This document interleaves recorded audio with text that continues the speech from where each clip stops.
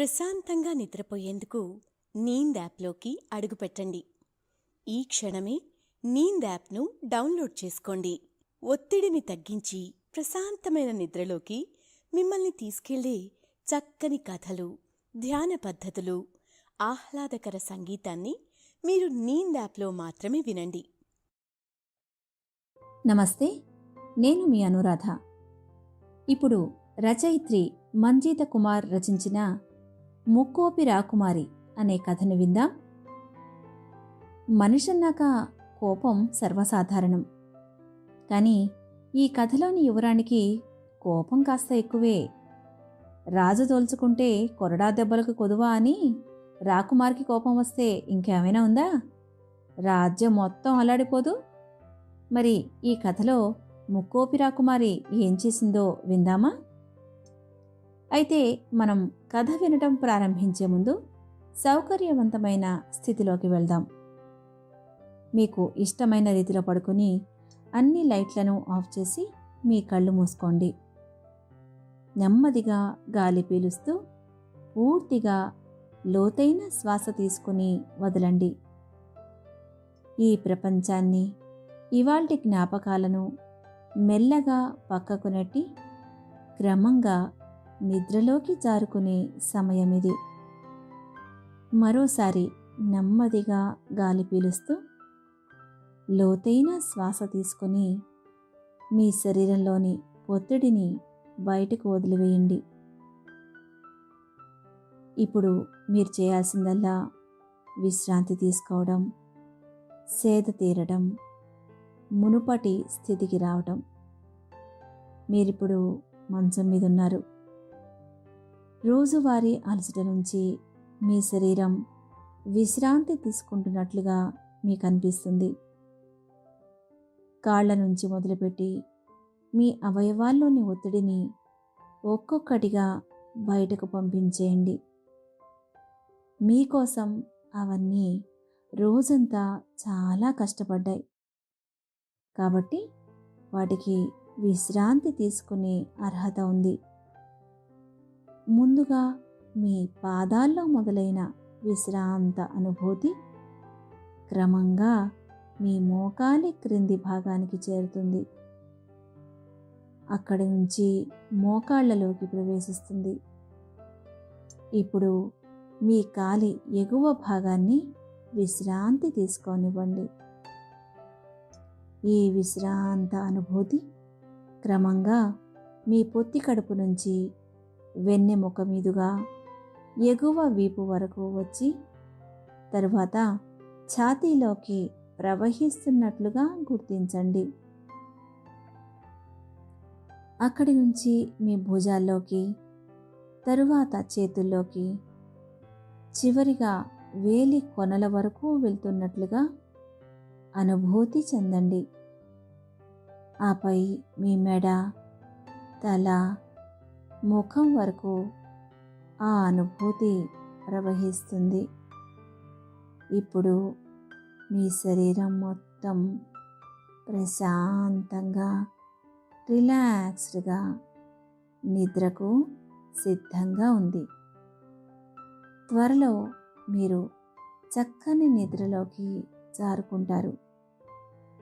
Dream ల్యాండ్లో ప్రశాంతంగా ప్రయాణిస్తారు. ఈ ప్రయాణం ఉదయం వరకు కొనసాగుతూ ఉంటుంది. కాబట్టి మీరు కథను వింటున్నప్పుడు మీ శ్వాసను కూడా అనుసరించండి. అద్భుతమైన నిద్ర అనుభవం కోసం మీ శరీరం మొత్తానికి విశ్రాంతినిస్తూ స్థిరంగా ఉండండి. ఇప్పుడిక కథలోకి వెళ్దాం. అనగనగా మహోత్తమపురి అనే మహా సామ్రాజ్యం. ఆ సామ్రాజ్యానికి మహారాజు శ్రీ శ్రీ శ్రీ ధర్మోదత్తుడు, మహారాణి శ్రీమతి చిద్విలాంబ. వీరికి పెళ్ళై 10 ఏళ్లు కావస్తున్నా ఇప్పటికీ సంతానం మాత్రం కలగలేదు. దీంతో రాజదంపతులు చెయ్యని పూజ లేదు, వెళ్ళని గుడి లేదు. ఎంతోమంది సాధు పుంగవులను కలిశారు. వారు చెప్పిన యజ్ఞ యాగాదులు చేశారు, ఉపవాసాలు ఉన్నారు, దాన ధర్మాలు చేశారు. అయినా కూడా వారికి సంతాన భాగ్యం కలగలేదు. దీంతో రాజదంపతులకే కాదు, రాజ్యంలోని ప్రజలకు కూడా బాధగా ఉండేది. ఇదిలా ఉండగా ఒకసారి మహోత్తమపురి రాజ్యానికి ఒక సన్యాసి వచ్చాడు. ఆ మహానుభావుడు భవిష్యత్తును చూసినట్టు చెప్తున్నాడని ఒక భటుడు మహారాజుకి సమాచారం తీసుకువచ్చాడు. దీంతో రాజదంపతులు కూడా ఆ సన్యాసిని కలవాలని భావించారు. తమ సంతానం గురించి ఆ మహానుభావుడు ఏదైనా శుభవార్త చెబుతాడేమోనని ఆశించారు. వెంటనే మహారాజు, మహామంత్రి, సన్యాసిని మేము కలువ కోరుతున్నాం, ఈ మేరకు ఏర్పాట్లు గావించండి అని అన్నాడు. చిత్తం మహారాజా, తప్పకుండా అన్నాడు మహామంత్రి యద్భావనుడు. మహారాజు మహారాణి ప్రయాణానికి అన్ని ఏర్పాట్లు చేశారు. దారి పొడవునా ప్రజలు రాజదంపతులకు జయజయధ్వానాలు చేశారు. తమను కన్న బిడ్డల్లా చూసుకుని మహారాజు మహారాణిలపై పూలవర్షం కురిపించారు. అలా వారిని చూస్తూ ఆనంద పరవశురాలయ్యింది మహారాణి. కాసేపటి తర్వాత సన్యాసి ఉన్న మహావృక్షం వద్దకు చేరుకున్నారు ధర్మోదత్తుడు, చిద్విలాంబ. ఎంతో ప్రశాంత వదనంతో ధ్యానముద్రలో ఉన్న బాల సన్యాసిని చూసి వారు ముచ్చటపడ్డారు. మహారాజా, ఈ కుసుమ కోమాల బాలుడా సన్యాసి ఎంత ముచ్చటగా ఉన్నాడు అంది చిద్విలాంబ. అవును దేవి, పట్టుమని 25 కూడా లేనట్టున్నాయి. పైవాడి అపార కరుణ ఈ బాల సన్యాసిపై ఉన్నట్లుంది అన్నాడు ధర్మోదత్తుడు. ఈలోగా మహారాజు మహారాణి వచ్చిన సందేశాన్ని బాల సన్యాసికి అందించాడు సైనికాధ్యక్షుడు సత్సంగుడు. కళ్ళు తెరవకుండానే చిరుమందహాసం చేశాడు బాల సన్యాసి. అతడి పేరు ఎవరికీ తెలియదు. అసలు అతడు ఎక్కడి నుంచి వచ్చాడో, ఎక్కడికి వెళ్ళబోతున్నాడో కూడా ఎవరికీ తెలియదు. ఒక వేకువజామున చూసేసరికి చెట్టు కింద ధ్యానముద్రలో కనిపించాడు. అంతే. ఇక అప్పటినుంచి ప్రజలంతా అతడికి బ్రహ్మరథం పట్టారు. పూలు పళ్లను తీసుకువచ్చి సమర్పించేవారు.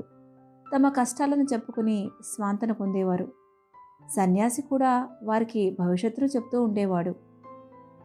ఇప్పుడు మహారాజు గారి రాక గురించి తెలియగానే బాల సన్యాసి మెల్లిగా కళ్ళు తెరిచి చూశాడు. ఎదురుగా రాజదంపతులు వినమ్రంగా నమస్కరిస్తూ కనిపించారు. నమస్సులు మునీంద్ర, మీరు మా రాజ్యానికి రావడం మా అదృష్టం. మీకు ఇక్కడ ఏ ఇబ్బంది లేదు కదా అని అడిగాడు ధర్మోదత్తుడు. మా మందిరానికి విచ్చేసి మమ్మల్ని పావనం చేయండి మహాత్మా అనంది మహారాణి చిద్విలాంబ. నమస్సులు మహారాజా. వందనాలు మహారాణి. మీ రాజ్యం సుభిక్షంగా ఉంది. మరో 20-30 ఏళ్ల వరకు కరువు కాటకాలు, అధిక వర్షపాతాలు లేవు.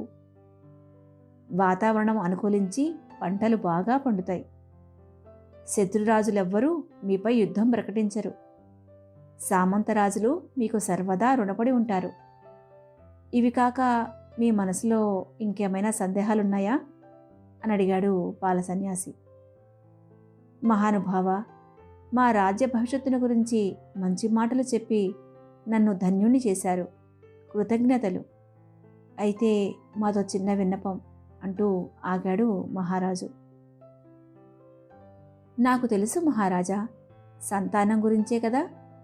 వచ్చే ఏడాదిలోపు మీ ఇంట్లో మహాలక్ష్మి పిలుస్తుంది అన్నాడు బాల సన్యాసి. ఆడపిల్ల పుడుతుందా? నిజంగానా? ధన్యోస్మి స్వామి, ధన్యోస్మి అంటూ మహారాణి ఆనంద భాష్పాలు రాల్చింది. ఇక మహారాజు ఆనందానికి అవధులు లేకుండా పోయాయి. అక్కడున్న వారంతా సంతోషంతో పొంగిపోయారు. బాల సన్యాసికి నమస్కరించి అక్కడి నుంచి కదిలారు రాజదంపతులు. కొన్ని రోజుల అనంతరం ఓ అర్ధరాత్రి వేళ బాల సన్యాసి ఆ రాజ్యం నుంచి ఎక్కడికో వెళ్ళిపోయాడు. ఈ విషయం మహారాజు తెలిసి బాధపడ్డాడు. కానీ అంతటి మహానుభావులను తమ రాజ్యంలోనే ఆగిపోమని చెప్పడం స్వార్థం తప్ప మరేదీ కాదని అనుకున్నాడు రాజు. ఇదే విషయం మహారాణితో చెప్పసాగాడు. మన అదృష్టం అండి, ఆ మహానుభావుడు మన రాజ్యానికి వచ్చాడండి అని అంటున్న మహారాణికి ఒక్కసారిగా వికారంగా అనిపించింది. మహారాజా, నా కళ్ళు తిరుగుతున్నాయి అంటూనే ఆమె కింద పడిపోసాగింది. టక్కున మహారాజు ఆమెను పట్టుకుని శయన మందిరంలో హంసతూలికా తల్పంపై పడుకోబెట్టాడు. ఈలోగా చిలికత్తెలు రాజవైద్యుడికి కబురు చేశారు. మహారాణిని పరిశీలించిన రాజవైద్యుడు, మహారాజా, శుభవార్త, మహారాణి గర్భం దాల్చారు. త్వరలో మన రాజ్యంలోకి బుల్లి రాకుమారి రాబోతోంది అంటూ తీయని వార్తను చెప్పాడు. అంతే, అందరూ ఆనందపరవశులయ్యారు. మహారాజు వెంటనే తన మెడలోని ముత్యాల హారాన్ని తీసి రాజవైద్యుడికి ఆనందంగా అందించాడు. మహాప్రసాదం అంటూ రాజవైద్యుడు అక్కడి నుంచి కదులుతూ ఏమేం జాగ్రత్తలు తీసుకోవాలో చిలికతలకు వివరించి చెప్పాడు. అప్పుడే మహారాణి కళ్ళు తెరిచి చూసింది. మహారాణి, మీరు గర్భం దాల్చారు. ఆ బాల సన్యాసి చెప్పిన మాట నిజమే అంటూ మహారాజు హుషారుగా మహారాణికి చెప్పాడు. మహారాణి సంతోషంతో ఉప్పొంగిపోయింది. బాల సన్యాసికి మనసులోనే నమ్మస్సులు తెలుపుకుని పూజామందిరంలో దేవుడికి వందనాలు సమర్పించింది. ఇక అప్పటినుంచి మహారాణిని అపురూపంగా చూసుకోసాగారు అందరూ. ఆమె కాలిని కింద పెట్టనేయకుండా అన్నీ అందించసాగారు. ఆమెను పుట్టింటికి కూడా పంపకుండా మహారాజు తన వద్దే ఉండమని కోరాడు. అలా నెలలు నిండసాగాయి. మహారాణి ఒక శుభముహూర్తాన ఆడపిల్లకు జన్మనిచ్చింది. చందమామను పోలిన అందంతో, అపురూప సౌందర్యంతో పుట్టిన ఆ పాపను చూసి మహారాజు మహదానంద పరవశుడయ్యాడు. మహారాణి ఆనందంతో పొంగిపోయింది. ఆ చిన్నారికి అలకనంద అని నామకరణం చేశారు. అలకనంద పుట్టినప్పటి నుంచి మహారాజు దంపతులు ఆ చిన్నారితోనే ఎక్కువగా గడిపేవారు. అసలే లేక పుట్టిన పాప, ఆపై రాకుమారి, ఇంకేమైనా ఉందా? ఆమె ఆడిందే ఆట, పాడిందే పాటగా రోజులు సాగాయి. అలకనంద 5 ఏళ్ల వయసుకు వచ్చింది. ఆమె చెప్పింది ఎవరన్నా వినకపోయినా, అడిగింది ఇవ్వకపోయినా అలకనందకు విపరీతమైన కోపం వచ్చేది. తమ గారాల పట్టి కోపంతో బొంగుమూతి పెడితే రాజదంపతులు మురిపెంగా చూసేవారు. క్షణాల్లో ఆమె అడిగింది చేసేవారు. కానీ అదే భవిష్యత్తులో పెద్ద తలనొప్పిగా మారుతుందని వారు ఊహించలేదు. అలా అలకనందకు యుక్త వయసు వచ్చింది. ఒకరోజు అలకనంద తన గదిలోని వస్తువులన్నిటినీ చెల్లాచెదురుగా పారవేయసాగింది. ఎవ్వరి మాట వినడం లేదు. దీంతో చెలికత్తెలు మహారాణికి ఈ విషయం తెలియజేశారు. అప్పుడు చిద్విలాంబ స్వయంగా కూతురి మందిరానికి వచ్చింది. ఏమైంది తల్లి, ఎందుకు నీకు కోపం వచ్చింది? ఎవరిపైన నీ ఆగ్రహం చెప్పు అంటూ ప్రేమగా అడిగింది. నేను అడవిలో వేటకు వెళ్తానంటే వెళ్ళకూడదని అంటోంది నా చెలికత్తె. ఆమెపైనే నా కోపం అంది అలకనంద. వేటకు వెళ్తావా? ఎందుకమ్మా అంటూ దగ్గరికి రాబోయింది చిద్విలాంబ. ఇదిగో, నువ్వు కూడా వద్దని వారిస్తున్నావు, అందుకే నాకు కోపం అంటూ చేతికొచ్చిన వస్తువులన్నీ విసరసాగింది. ఆగాగు, ఇప్పుడేం చేయమంటావో చెప్పు తల్లి అంది చిద్విలాంబ కూతురి కోపాన్ని తట్టుకోలేక. నన్ను వారించిన తెలిగెత్త చేతులను తెగ నరకాలి, ఇదే ఆమెకు శిక్ష అంది అలకనంద. అంతే, ఆ మాటకు అక్కడున్న వారంతా బిత్తరపోయారు. మహారాణి నిశ్రేష్ఠురాలయ్యింది. అలకనందా, నువ్వేం మాట్లాడుతున్నావో తెలుస్తోందా? ఇంత చిన్నదానికే చేతులు నరికేయాలా? ఆమె కూడా ఒక మనిషిని గుర్తించు. నీ దగ్గర పనిచేస్తోంది కదా అని బానిసలా చూడకు, తప్పు అంటూ హితబోధ చేయబోయింది తల్లి చిద్విలాంబ. ఓ, నా మాటకే ఎదురు చెప్తారా? అయితే నేను ఈ రాజ్యంలో ఉండను. ఇప్పుడే ఇల్లు వదిలి వెళ్ళిపోతాను. మా నాన్నగారికి సందేశం ఇవ్వండి, నేను ఇప్పుడే ఆయన్ని చూడాలి అంటూ భటులకు సూచించింది అలకనంద. విషయం మహారాజు వరకు వెళ్ళింది. కూతురి కోపం సంగతి తెలిసిన మహారాజు హుటాహుటిన అక్కడికి చేరుకున్నాడు. చెలికత్త చేతులను నరికిస్తానని కూతురికి నచ్చజెప్పాడు. అప్పటికి గాని అలకనంద అలక తీరలేదు. ఆ రాత్రి తోటలో విహరిస్తున్న మహారాజు వద్దకు మహారాణి వెళ్ళింది. మహారాజా, మన కుమార్తె ప్రవర్తన నన్ను కలవరపెడుతోంది. మాటిమాటికి అలకలు, కోపాలు. మనింట్లో అంటే పర్వాలేదు, రేపు పెళ్ళై అత్తారింటికి వెళ్ళవలసిన అమ్మాయి ఇలా ఉంటే ఎలా చెప్పండి? నాకు చాలా దిగులుగా ఉంది అంటూ వాపోయింది. నేను కూడా అదే ఆలోచిస్తున్నాను చిద్విలాంబ. చిన్న చిన్న విషయాలకే కోపం తెచ్చుకుంటోంది. మొన్న నాకు కబురు పంపింది. ఏదో రాజ్య కార్యకలాపాల్లో ఉండి రాలేకపోయాను.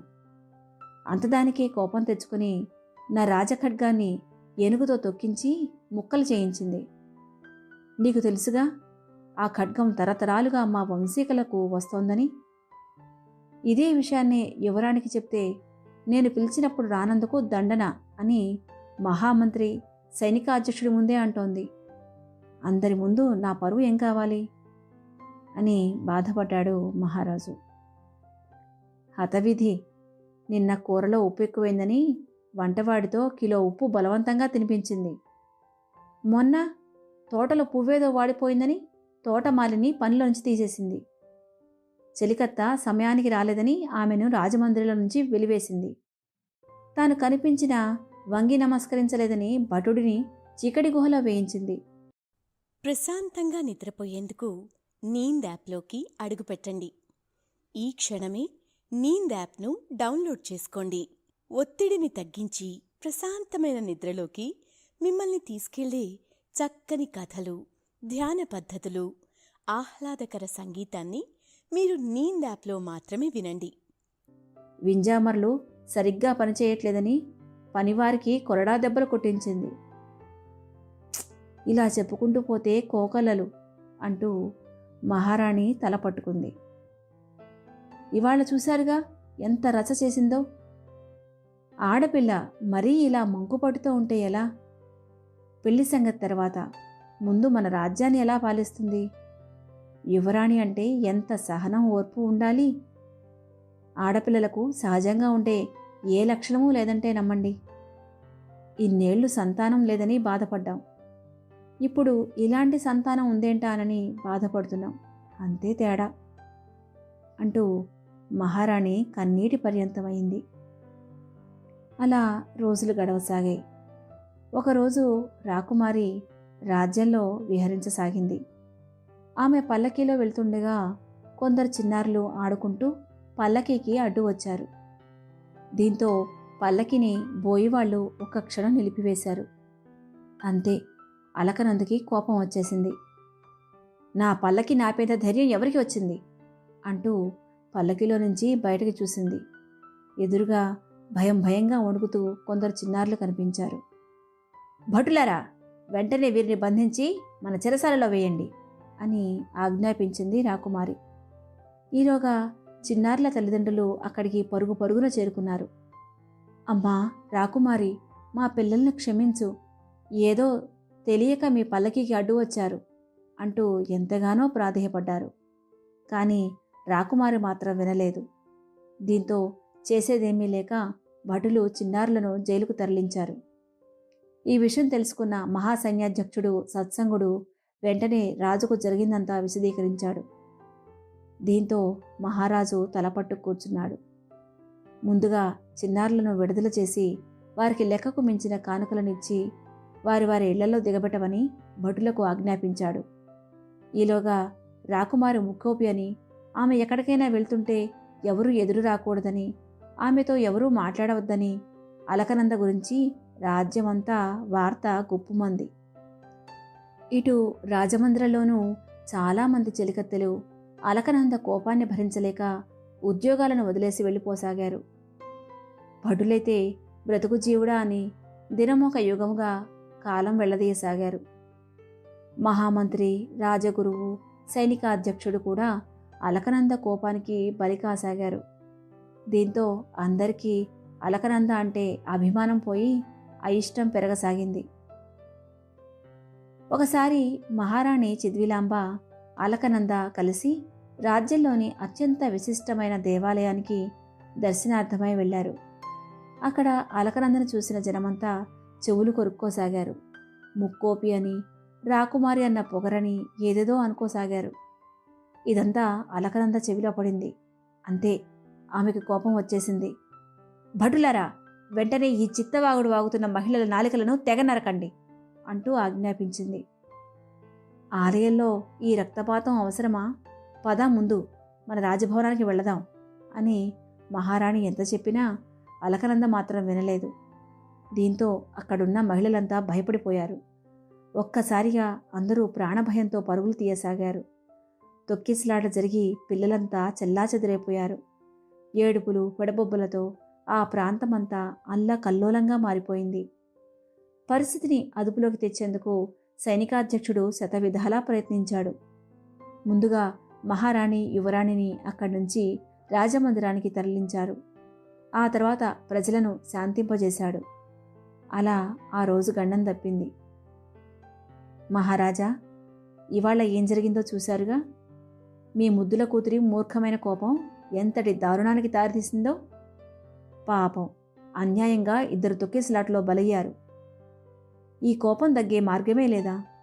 ఏదన్నా చెయ్యాలి మహారాజా. చేతులు కాలాయి, ఇప్పుడు ఆకులు పట్టుకుని లాభం లేదు. కానీ భవిష్యత్తును తలుచుకుంటేనే భయంగా ఉంది అంటూ కన్నీటి పర్యంతమైంది చిత్విలాంబ. నేను కూడా అదే ఆలోచిస్తున్నాను దేవి. మహామంత్రి, సైనికాధ్యక్షుడు, రాజగురువుతో కూడా సంభాషించాను. రాకుమారి కోపం తగ్గాలంటే ఏం చెయ్యాలో ఎవ్వరికీ అర్థం కావటం లేదు అన్నాడు మహారాజు బాధగా. రాకుమారి అంటే ప్రజల్లో అయిష్టత పెరిగిపోతోంది. రేపటి రోజు ఆమె ఈ రాజ్యాన్ని ఏలుతుందంటే ప్రజలు ఒప్పుకుంటారా? ఈ కోపిష్టి రాకుమారి మాకు వద్దు అంటూ తిరుగుబాటు చేస్తే పరిస్థితి ఏంటి? భవిష్యత్తును తలుచుకుని మహారాణి భయభ్రాంతులకు గురయింది. నువ్వు చెప్పేది నిజమే మహారాణి, ఇప్పుడేం చేద్దాం అన్నాడు మహారాజు. మనకు ఆడపిల్ల పుడుతుందని, మన రాజ్యం సుభిక్షంగా ఉంటుందని భవిష్యత్తును చెప్పిన ఆ బాల సన్యాసి ఎక్కడున్నాడో కనిపెట్టండి. బహుశా ఆయనే మనకు మార్గాన్ని చూపిస్తాడని నాకు అనిపిస్తోంది అంది మహారాణి. మీరు అన్నది నిజమే మహారాణి. వెంటనే ఆ బాల సన్యాసి జాడ కనిపెట్టమని సైనికాధ్యక్షుల వారిని ఆదేశిస్తాను. ఆయనే మనకు ఏదైనా మార్గం చూపగలరు అన్నాడు మహారాజు. ఆ తరువాత అత్యవసర సమావేశం ఏర్పాటు చేశాడు మహారాజు. తన కూతురి ముక్కోపితనానికి మందు తప్పకుండా ఆ బాల సన్యాసే ఇవ్వగలడని, వెంటనే అతను ఎక్కడున్నా తమకు తెలియజేయమని ఆదేశించాడు. మహారాజు ఆజ్ఞ మేరకు వందలాది సైనికులు దేశ నలుమూలలకు వెళ్ళి బాల సన్యాసి కోసం వెదకసాగారు. అలా ఎన్నో రోజులు గడిచిపోయాయి. కానీ బాల సన్యాసి జాడ మాత్రం తెలియలేదు. ఈలోగా ముకోపి రాకుమారి తనకు కోపం వచ్చినప్పుడల్లా అందరినీ కఠినంగా శిక్షిస్తూ బాధించసాగింది. క్రమేపీ ఆమెకు ఎదురుపడేందుకే మనుషులు జడవసాగారు.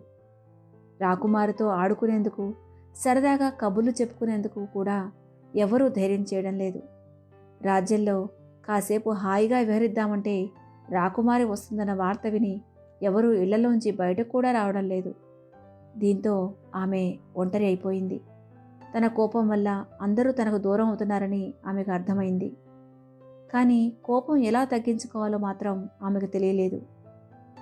ఇదిలా ఉండగా ఓ రోజు సభ జరుగుతుండగా మహారాజు వద్దకు పరిగెత్తుకుంటూ ఒక భటుడు వచ్చాడు. మహారాజా, మహారాజా, మనం వెతుకుతున్న బాల సన్యాసి స్వయంగా మన రాజ్యానికే విచ్చేశారట. ఆయన ప్రస్తుతం మన రాజ్యానికి ఎడమవైపు ఉన్న ఈషికారణ్యంలో యోగముద్రలో ఉన్నారట. ప్రజలు తండోపతండాలుగా ఆయన దర్శనార్థం వెళ్తున్నారు అంటూ తీయని కబురు చెప్పాడు. వెంటనే మహారాజు, భళా సైనిక భళా, ఎంతటి ఆనందకర వార్తను మోసుకొచ్చావు, అందుకో ఈ స్వర్ణ హస్తభూషణం అంటూ తన చేతికున్న బంగారు ఆభరణాన్ని తీసి భటుడికి అందించాడు. దీంతో భటుడు పరమానంద భరితుడై అక్కడి నుంచి వెళ్ళిపోయాడు. మహామంత్రి, విన్నారుగా, ఇక మన ప్రయాణానికి ఏర్పాట్లు చేయండి. ఇప్పుడే, ఈ క్షణమే నేను ఆ బాల సన్యాసిని చూడవలెను అంటూ ఆదేశించాడు మహారాజు. హుటాహుటిన ఏర్పాట్లు జరిగాయి. ప్రశాంతంగా నిద్రపోయేందుకు నీంద్ యాప్లోకి అడుగుపెట్టండి. ఈ క్షణమే నీంద్ యాప్ను డౌన్లోడ్ చేసుకోండి.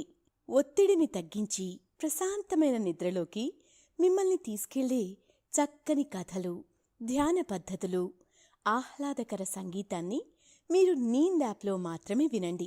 ఈ వార్త మహారాణికి చేరవేయబడింది. ఆమె ఆనందానికి అవధులే లేవు. ఆగా మేఘాలపై మహారాజు దంపతులు బాల సన్యాసిని కలిసేందుకు అరణ్యానికి బయలుదేరారు. వారితో పాటు సైనికాధ్యక్షుడు, మహామంత్రి కూడా ఉన్నారు. మహారాణి, మహారాజు సన్యాసి వద్దకు వెళ్ళి నమస్కరించారు. సన్యాసి కళ్ళు మూసుకుని చిరునవ్వు నవ్వారు. ఆ తరువాత మెల్లిగా కళ్ళు తెరిచారు. మహాపురుష, మీకోసం మేము దేశమంతా గాలించాం. మీతో మాకు అత్యవసరంగా పనిపడింది అంటూ జరిగిన విషయమంతా చెప్పబోయాడు మహారాజు. మహారాజా, నాకు అంతా తెలుసు. మీ రాజ్యం సుభిక్షంగా ఉంది. మీకున్న సమస్యల్లా మీ కుమార్తె అలకనందనే కదా అన్నాడు సన్యాసి. అవును మహానుభావ, ఆమె కోపంతో అందరినీ శత్రువులుగా మార్చుకుంటోంది. ఆమె ప్రవర్తనలో మార్పు రావాలంటే, కోపం తగ్గి శాంతమూర్తి కావాలంటే ఏమి చేయాలో తెలియజేయగలరు అని వినమ్రంగా కోరింది చిద్విలాంబ. అమ్మా, మీ బాధను నేను అర్థం చేసుకోగలను. మీరు బాల్యంలో చూపిన మితిమీరిన గారాభం వల్లనే మీ అమ్మాయి ఇలా తయారైంది. నేను రాజకుమారిని, అందరూ నా మాట వినాలి, నేను చెప్పిందే శాసనం అన్నట్లు తయారైంది. ఆమె అనుకున్నది వెంటనే దక్కకపోతే కోపం నశాళానికి ఎక్కుతోంది, అంతే కదా అన్నాడు సన్యాసి రాజదంపతుల ముఖాలను పరిశీలిస్తూ. అవును స్వామి, దీనికి ఏదైనా పరిష్కార మార్గం సెలవీయండి, మాపై దయ ఉంచి అని కోరాడు మహారాజు. ముందుగా మండలం పాటు అంటే 40 రోజుల పాటు యువరాణి మౌనవ్రతం పాటించాలి. ఈ 40 రోజులు అమ్మవారి ఖడ్గమాలను పారాయణం చేయాలి. ఉదయం సాయంత్రం చన్నీటి స్నానం చేసి ఒంటిపూట భోజనం చేసి ఈ పారాయణ చేయాలి. ఇలా చేయగలిగితే మీ అమ్మాయిలో ఖచ్చితంగా మార్పు వస్తుంది. ఆ తరువాత ఆమెను యువరాణిగా పట్టాభిషేకం చేయించండి. సరిగ్గా 3 ఏళ్ల తర్వాత ఆమెను వెతుక్కుంటూ ఓ యువరాజు వస్తాడు. అతడితోనే ఆమెకు కళ్యాణం జరుగుతుంది అన్నాడు సన్యాసి. నిజంగా మా అమ్మాయిలో మార్పు వస్తుందా మహానుభావ? మీ నోటి చెలువ వల్లే వస్తే అంతకన్నా మాకు ఇంకేం వద్దు అంటూ రాజదంపతులు సన్యాసికి సాష్టాంగ నమస్కారాలు అర్పించారు. రాజమందిరానికి చేరుకున్న మహారాజు, మహారాణి కూతురిని పిలిపించారు. అమ్మా, నా తర్వాత ఈ రాజ్యం నీ సొంతం. నీకు పట్టాభిషేకం చేయాలని యోచిస్తున్నాం. అయితే నీ ముక్కోపితనంతో నువ్వు ఇచ్చే కఠినమైన శిక్షల వల్ల ప్రజలు నువ్వంటే సుముఖత చూపడం లేదు. కాబట్టి నువ్వు మారాలి. నువ్వు నమ్మినా నమ్మకున్నా నీ కోపం తగ్గాలి. ఇప్పటికే నీ దగ్గర పనిచేయడానికి చెలికెత్తలు బెదిరిపోయి ఉన్నారు. చాలామంది ఉద్యోగాలు మానేశారు కూడా.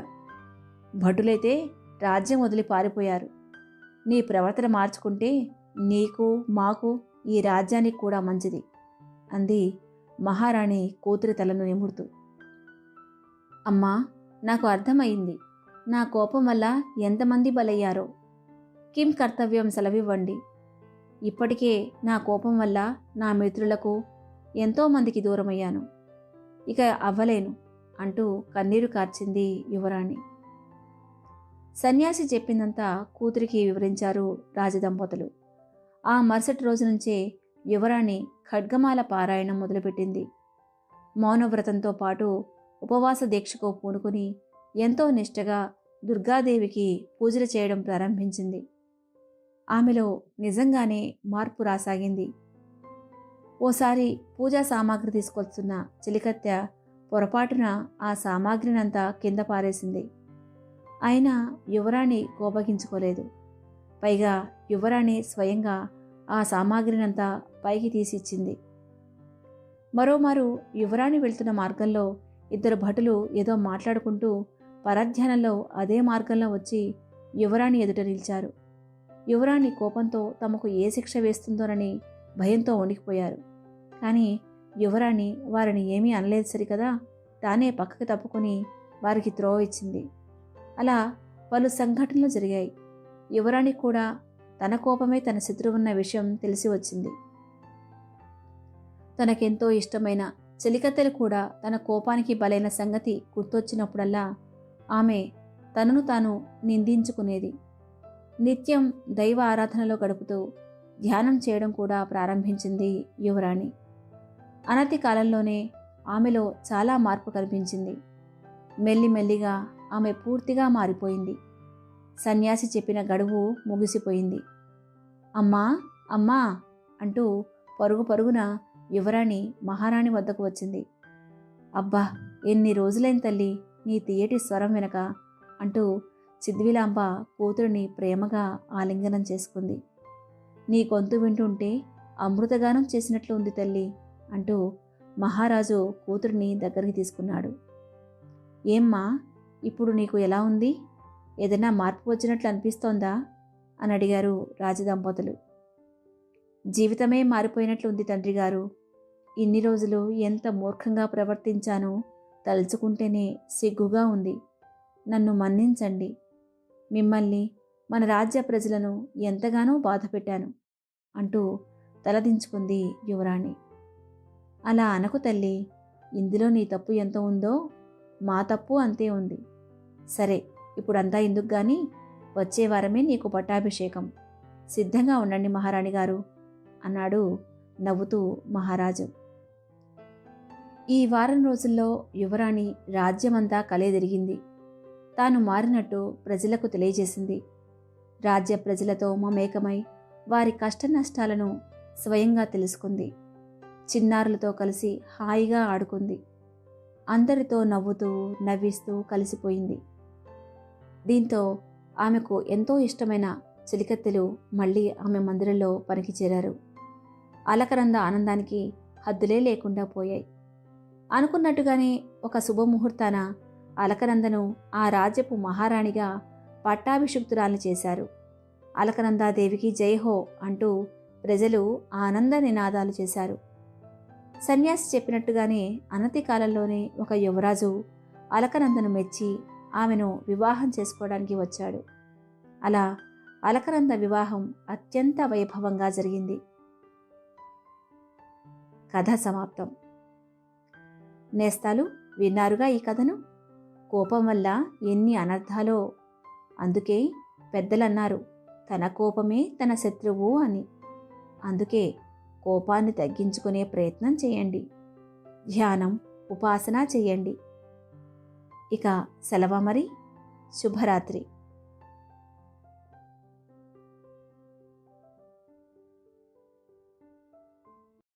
ప్రశాంతంగా నిద్రపోయేందుకు నీంద్ యాప్లోకి అడుగుపెట్టండి. ఈ క్షణమే నీంద్ యాప్ను డౌన్లోడ్ చేసుకోండి. ఒత్తిడిని తగ్గించి ప్రశాంతమైన నిద్రలోకి మిమ్మల్ని తీసుకెళ్లే చక్కని కథలు, ధ్యాన పద్ధతులు, ఆహ్లాదకర సంగీతాన్ని మీరు నీంద్ యాప్లో మాత్రమే వినండి.